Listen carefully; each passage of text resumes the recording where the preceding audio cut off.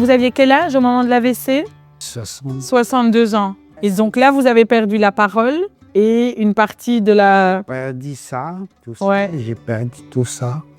J'ai perdu la parole. Plus mémoire. Hein. Tu me demandais comment je m'appelais, je pleurais.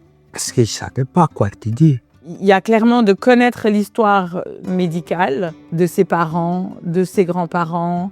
Est-ce qu'il y a eu des cancers? Est-ce qu'il y a eu des maladies chroniques? Donc ça, c'est très important. C'est la première chose. La deuxième chose, c'est vrai que d'avoir un médecin, un contrôle de santé, je dirais aux âges ronds, 30, 40, le corps ne ment jamais. La tête, c'est un peu un GPS. Parfois, ça se perd. Et le corps, il tient. Et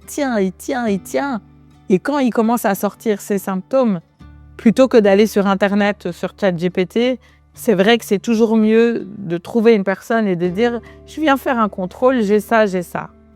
Et finalement, malgré les obstacles, de dire on ne va pas être pris au sérieux, on ne veut pas déranger, on ne peut pas se permettre, ça vaut la peine d'aller, en tout cas, en parler à un professionnel pour essayer aussi d'une certaine façon de se soigner soi et de protéger la famille.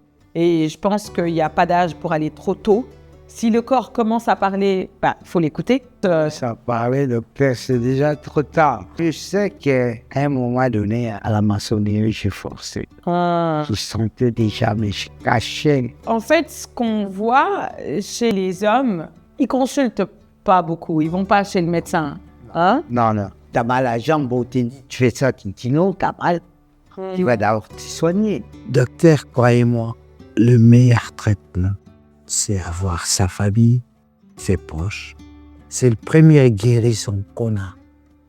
Quand je suis avec elle, j'ai fait des choses, mais moi, je me rends pas compte. C'est vrai que c'est beaucoup plus agréable, maintenant qu'il a pris conscience de ses limites, de passer du temps avec lui et puis d'être là pour l'aider.